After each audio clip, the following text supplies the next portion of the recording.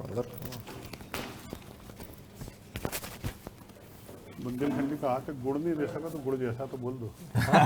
सही बात। मैं कम इन सर? यस यस, आइए। Good evening sir. Good evening, बैठिए पाठक जी। हाँ हाँ सर। अपना परिचय प्रदान करें पाठक जी। जी सर। सर मेरा नाम पूर्णेंद्र है। सर मैं रीवा जिले का रहने वाला हूँ। सर मैंने अपनी प्रारंभिक पढ़ाई सर अपने ज़िले से ही सरस्वती शिशु मंदिर उच्चतर माध्यमिक विद्यालय नेहरू नगर से कॉमर्स संकाय में प्राप्त की है। उसके पश्चात सर मैंने स्नातक में बीकॉम ऑनर्स किया हुआ है ठाकुर रणवत सिंह महाविद्यालय रीवा से ही। वर्तमान में सर मैं सिविल सर्विसेज की तैयारी कर रहा हूँ। सर मेरी रुचियाँ सिनेमा देखना है और सर मेरा लक्ष्य है कि सर मैं अपनी क्षमताओं का प्रशासनिक सेवा में और समाज में योगदान दे सकूं। क्या क्या क्षमताएं हैं आपके भीतर? सर मुझे लगता है कि सर मेरे अंदर धैर्य और अनुशासन है। सर मैं दृढ़ निश्चयी हूँ। सर मैं लोगों को मतलब भावनात्मक रूप से मैं संवेदनशीलता का गुण है तो सर मैं भावनात्मक रूप से उनको समझने की प्रयास अपने करता हूँ। जीवन में किसी एक ऐसी घटना का जिक्र जरूर करें जिसमें आपने अपनी क्षमताओं का पूर्ण परिचय दिया हो और लोगों ने एक्सेप्ट किया हो कि हाँ भाई, पूर्णेंद्र प्रसाद पाठक में ये क्षमताएं हैं। जी सर, मैं याद कर रहा हूँ सर, एक स्कूल के दौरान का एक है सर, 12th की बात है। सर कॉलेज भ्रमण हुआ करता था हमारे स्कूल में। 12th क्लास के बच्चों को सर सतना में विट्स कॉलेज के भ्रमण में ले जाना था, कॉमर्स मैथ और बायो तीनों संकाय से। तो सर कॉमर्स के बच्चों का नेतृत्व सर मैंने ही किया था, क्लास 11th और 12th दोनों का। तो सर हमारी एक अलग से बस थी, तो सर पूरा सुबह से लेकर शाम तक सर उनको सर ले जाने से लेके कितने लोग जाएंगे, उनके सर सीटिंग अरेंजमेंट्स और उनके सारे खाने का, ये सब सर मैंने ही देखा था। Very good. आप कौन सी तहसील से हैं? जी सर, रायपुर करचुलियान। रायपुर करचुलियान। जी सर। ये ऐसा नाम क्यों है इसका? सर करचुलियान जो है तो मूलतः वहाँ पे सर कभी कलचुरी वंश का शासन हुआ करता था, उसी कारण सर वहाँ पे कलचुलियान नाम पड़ गया है।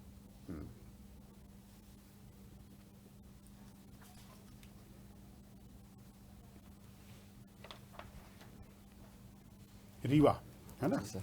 अभी रीवा में हाल ही में एक कॉन्क्लेव हुआ है जी सर। ना? Industrial conclave. जी सर।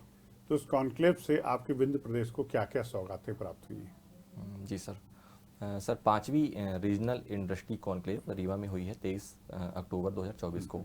सर यहाँ पे लगभग विंध्य प्रदेश को 4000 से अधिक लोगों ने भाग लिया, जिसमें सर 31,000 करोड़ रुपए के निवेश का प्रस्ताव आया है। इससे लगभग सर 27,000 लोगों को रोजगार मिलने की संभावना है। सर नवीकरणीय ऊर्जा के क्षेत्र में सर पूरे विश्व का सबसे बड़ा सीमेंट प्लांट यहाँ स्थापित किया जाना है, जो पूर्णतः सोलर एनर्जी से चलेगा। इसके अलावा सर मऊगंज से लेकर मैहर तक एक MSME कॉरिडोर का विकास किया जाना है। सर खाद्य प्रसंस्करण के क्षेत्र में पतंजलि ग्रुप द्वारा सर 1000 करोड़ रुपए के निवेश का प्रस्ताव रखा गया है। इसके अलावा सर एक 7वां ड्राई पोर्ट जो है उसकी स्थापना का प्रावधान। एयरपोर्ट, पहले एयरपोर्ट और अब ड्राई पोर्ट। जी सर। है ना? तो ड्राई पोर्ट के आने से क्या लाभ होगा आपके क्षेत्र को? सर व्यापार में वृद्धि की संभावना है। सर अभी मध्य प्रदेश में जो 6 ड्राई पोर्ट्स हैं, पूर्वी क्षेत्र में सर एक भी नहीं है। सर रीवा में अगर बनने से पूर्वी रीवा एवं आसपास के जिलों में सर व्यापार एवं कनेक्टिविटी में वृद्धि होगी सर। और विंध्यन एक्सप्रेस वे तो चल ही रहा है काम। जी सर। है ना? उससे भी लॉजिस्टिक क्षमता बढ़ेगी आप लोगों की। जी सर। Okay, very nice. मतलब आने वाला समय आपके विंध्य प्रदेश के लिए बड़ा स्वर्णिम है। जी सर। है ना? फिर तो उसके बाद मेरे ख्याल से फिर सेपरेट स्टेट की डिमांड नहीं की जाएगी विंध्य प्रदेश की।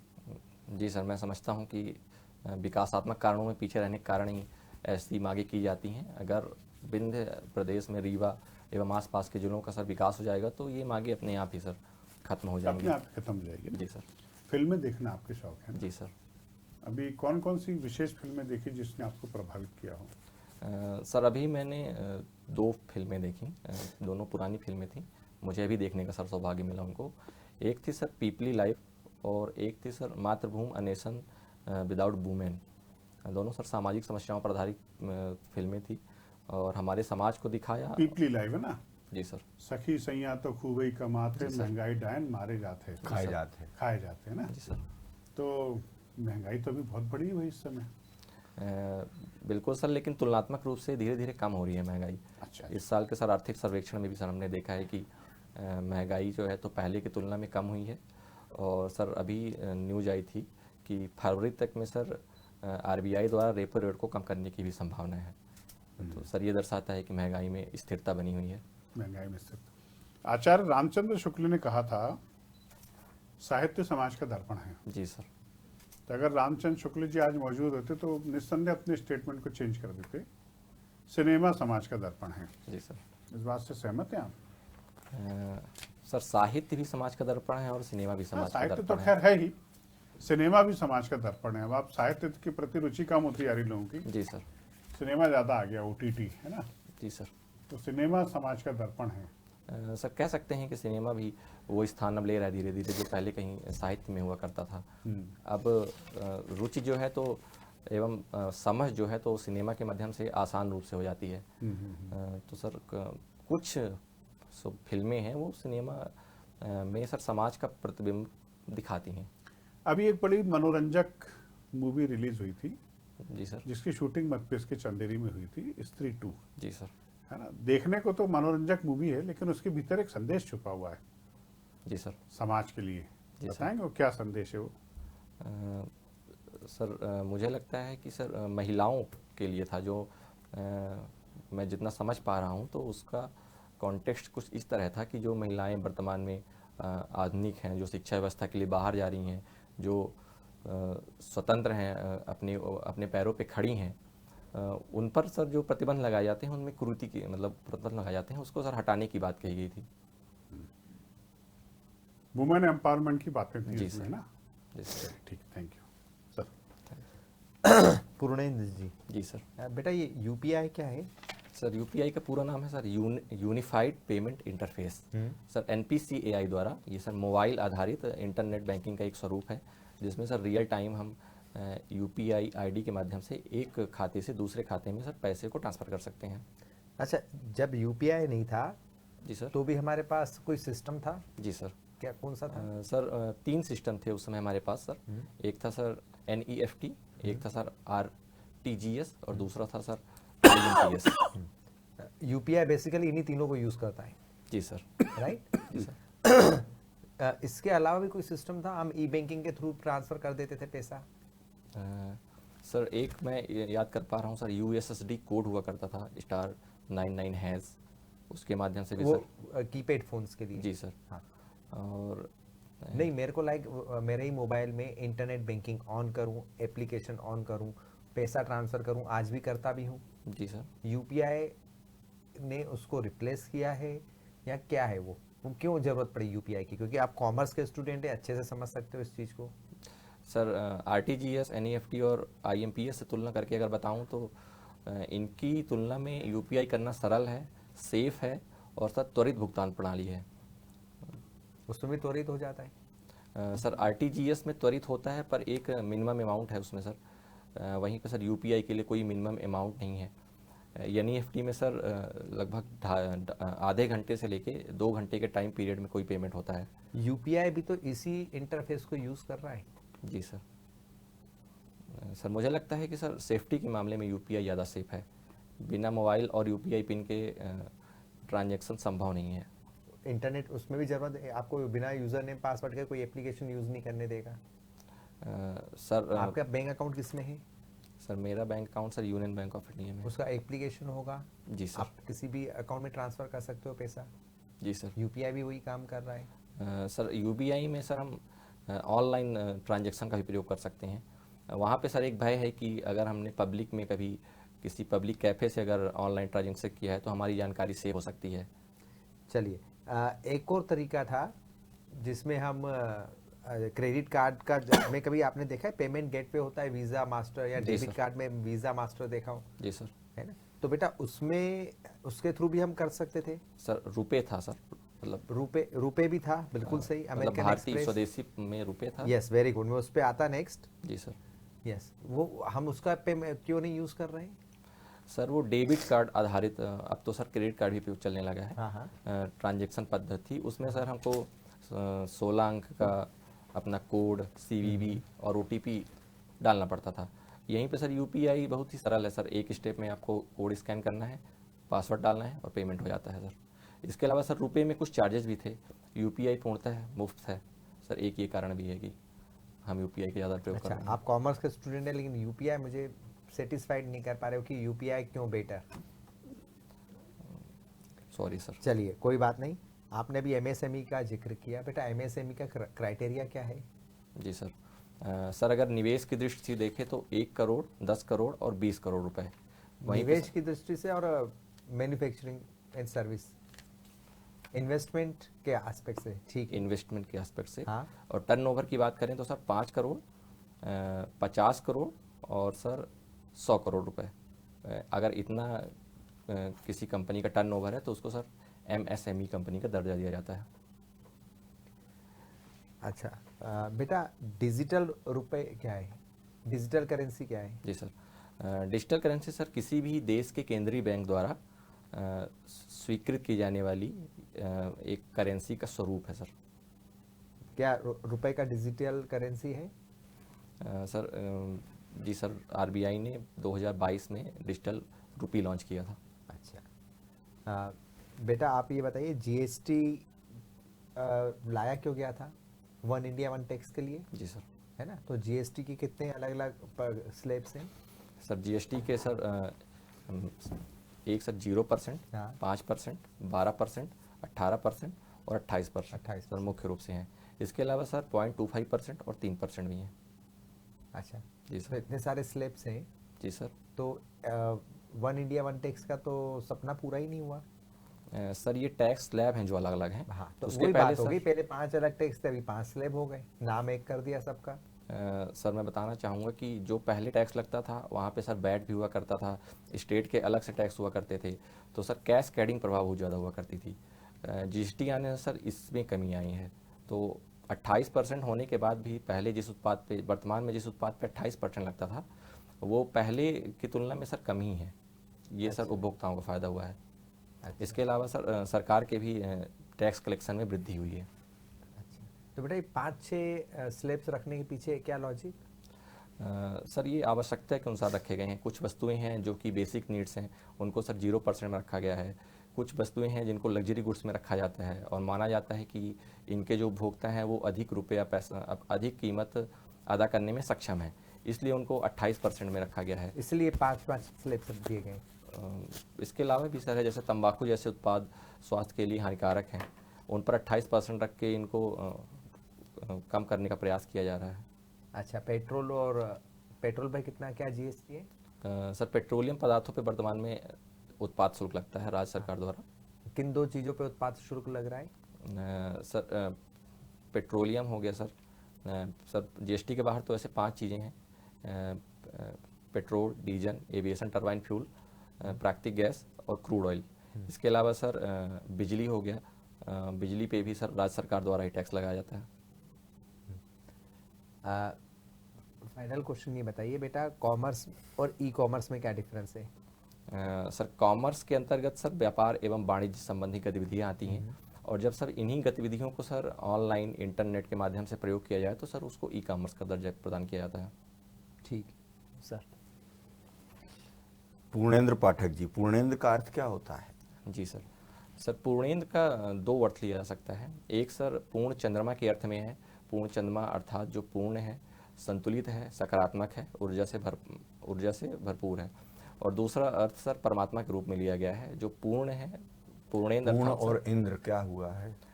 सर पूर्ण इंद्र पूर्ण चंद्रमा के संदर्भ में प्रयोग किया गया है। ऐसा। जी सर। और पाठक का क्या अर्थ होता है? सर पाठक का शाब्दिक अर्थ देखें तो सर जो पढ़ने वाला है उसको पाठक कहा जाता है, जो पुराने समय में पढ़ने का काम करता था। इसके अलावा सर सरनेम पढ़ने का भी काम तो बहुत सारे करते थे, सभी लोग तो पाठक नहीं हो गए पढ़ने वाले। जी सर। शाब्दिक रूप से सर मान सकते हैं कि जो पढ़ता है उसे पाठक कहते हैं। ये आपको पता है, लेकिन पाठक सरनेम की उत्पत्ति कैसे हुई पाठक, ये आपको नहीं मालूम? सॉरी सर, इस संबंध में जानकारी नहीं है।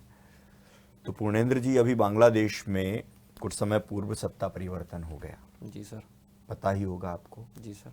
तो सत्ता परिवर्तन का जो तरीका था, जिस तरीके से हुआ, आपको लगता है वो एक उचित तरीका है? बिल्कुल नहीं सर। किसी भी लोकतांत्रिक देश में इस तरह से अराजकता भरे माहौल में वहाँ के मुख्य प्रधानमंत्री को पद से हटाना और सत्ता परिवर्तन करना सर पूरी तरह से सर गलत था। गलत था, अनुचित था। क्या आपको लगता है कि भारत में भी कभी ऐसी परिस्थितियां निर्मित हो सकती हैं कि इस तरीके से सत्ता परिवर्तन हो? सर भारत में ऐसी संभावना सर नहीं है, बहुत ही कम है। बल्कि मैं कहूँगा सर शायद ही हो ऐसी संभावना।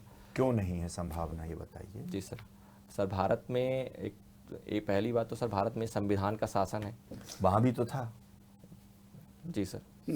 संविधान का ही शासन था वहां भी। जी सर। वहां भी चुनाव हुए थे, जी सर। वहाँ भी इलेक्शन कमीशन था, वहां भी इलेक्शन कमीशन था, वहां भी राष्ट्रपति, वहां भी सुप्रीम कोर्ट, सब कुछ तो सब वहां कुछ भी था है। वहाँ पे। सर मैं इसका श्रेय भारत की जनता को देना चाहूँगा। सर भारत की जनता के अंदर जो मूल्य हैं, विरोध करने का जो तरीका है, वो अन्य किसी देश की तुलना में सर बेहतर है और सर परिपक्व है। हम किसी भी सर विरोध प्रदर्शन हो, किसी मुद्दे पे अपनी राय रखना हो तो सर उसके लिए लेकिन हम देखते हैं शांतिपूर्ण। कुछ लोग तो भारत में भी जबरदस्ती टाइप की करने लगते हैं, बिल्कुल बैठ सर। जाते हैं सड़कों पर, कई कई महीनों नहीं उठेंगे। जी सर। सुप्रीम कोर्ट कहता है आपको अधिकार है, समझ गए, जी सर। विरोध का, मगर आप दूसरों के उसमें नहीं, लेकिन वो तो नहीं मानते। अगर सर- ऐसे बहुत सारे लोग सड़कों पे आएंगे, आ जाएं, तो क्या होगा? सर मैं समझता हूँ, मैं सर इसको अपवाद के रूप में देखता हूँ। बहुत ही कम संख्या में ऐसे लोग हैं जो वो कम है, लेकिन हमारी जनसंख्या के साइज में अगर वो 1000 में एक भी होंगे तो भी वो कई लाख हो जाएंगे साहब, और इतने लोग अव्यवस्था फैलाने के लिए पर्याप्त होते हैं। जी सर, अगर ऐसी स्थिति होती है तो सर मुझे लगता है कि सर भारत सरकार इससे निपटने में पूरी तरह से सक्षम है। सक्षम। और सर ऐसी चलिए, शेख हसीना को भारत ने अपने यहाँ रखा हुआ है जी सर। मेहमान के रूप में, जी सर। सम्मानित मेहमान के रूप में। बांग्लादेश की सरकार के कुछ मंत्री वगैरह, है ना, कह रहे हैं कि हमें सौंपिए। जी सर। क्या भारत सरकार का उन्हें रखना उचित है? सर अभी बांग्लादेश में अंतरिम सरकार की स्थापना की गई है और वहाँ की सरकार द्वारा इस तरह से। उस अंतरिम सरकार में प्रधानमंत्री वगैरह तो कुछ है ही नहीं। जी सर। सबको देखो, सबके सब सलाहकार हैं। अब वो सलाहकार है किसके, ये समझ में नहीं आ रहा है। सर मुझे लगता है कि उन्होंने इतना दबाव दे के भी इस बात पे बल नहीं दिया है। वो भारत के साथ अपने रिश्ते बनाए रखना चाहते हैं और इसलिए सर अगर दबाव देंगे तो भारत सरकार को क्या करना चाहिए? सर भारत सरकार इस संबंध में सर स्वतंत्र रुख अपना सकती है और नहीं तो संबंध नहीं खराब होंगे बांग्लादेश से। सर मैं नहीं समझता हूँ कि चलिए, ट्रंप के सत्ता संभालने के बाद बांग्लादेश की स्थिति में कोई परिवर्तन की संभावना देखते हैं आप कि नहीं? सर मैं देखता हूँ। सर अभी ट्रंप महोदय ने एक बयान दिया था कि बांग्लादेश में अल्पसंख्यकों के ऊपर, खासकर हिंदुओं के ऊपर जो अत्याचार हो रहे हैं वो सर रुकने चाहिए। मैं देखता हूँ कि सर उनके आने से सर अल्पसंख्यकों के भी अधिकारों की रक्षा होगी और वहाँ पे सर सरकार बहाली में हो सकता है ट्रंप अपना योगदान दें। ओके, ठीक है, आपको बुलाते हैं फीडबैक के लिए। Okay, thank you sir.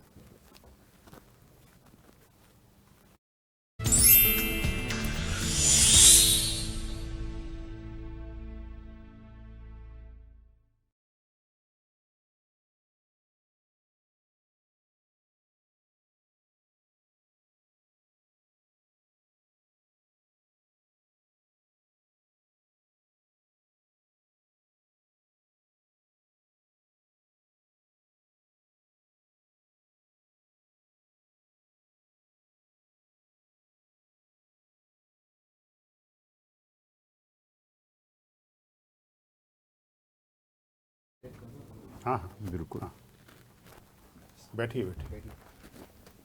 Pathak ji, जी सर। आपके इंटरव्यू में एक अच्छी बात क्या थी मालूम आपको? जी सर। किसी भी प्रश्न पर जानकारी ना देना चल जाता है, गलत देना नहीं चलता। जी सर। और आपने किसी भी प्रश्न में गलत जानकारी नहीं दी। जी सर। ठीक है, आपको नहीं पता था, आपने बोल दिया नहीं जब पता मुझे। गलत इन्फॉर्मेशन से बचे आप, ये सबसे पहली आपकी जीत है। जी सर। ठीक है ना, वहां पर भी ध्यान रखिएगा, या तो प्रश्न का जवाब आता है या नहीं आता है, बीच की अवस्था नहीं होती कुछ भी। जी सर। और आपने बिल्कुल इस सीमा रेखा का पालन किया है। जी सर। ठीक, इसके लिए मैं आपको बधाई देता हूँ। दूसरा, आपका रीवा का नॉलेज बहुत अच्छा है। ठीक है ना, हॉबी फिल्मों पर आपने अच्छी जानकारी दी, ठीक है ना, जी सर। क्योंकि मेरी हॉबी भी फिल्में देखना है, इसलिए मुझे समझ में आ गया था आप अच्छी जानकारी दे रहे हैं। और मेरे सेक्शन में आपका ठीक रहा, परफॉर्मेंस, व्यक्तित्व भी आपका बिल्कुल संतुलित सधा हुआ पर्सनालिटी है, कहीं कोई कमी नहीं है, ठीक है ना।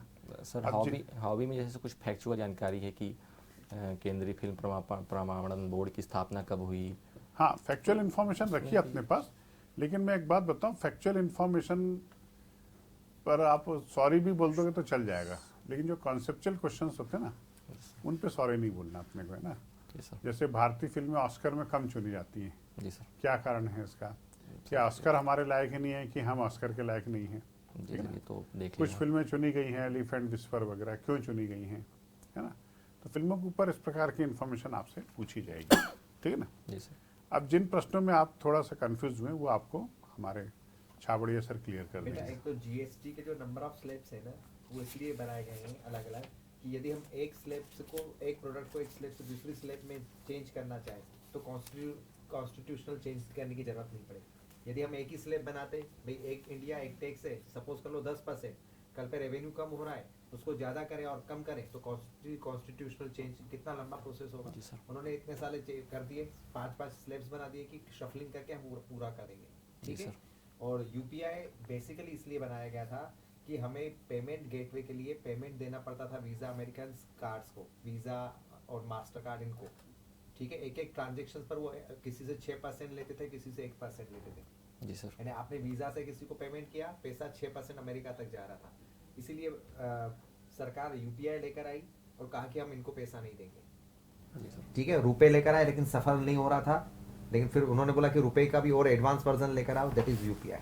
और सबसे बड़ी बात तो ये कि यूपीआई आज कितने नंबर ऑफ कंट्रीज को हम सर्विसेज बेच रहे हैं, 8 से ज्यादा।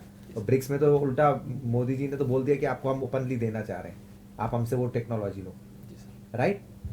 क्लियर हुआ ये? जी सर। चलिए, थैंक यू। ठीक है पाठक जी, कब इंटरव्यू?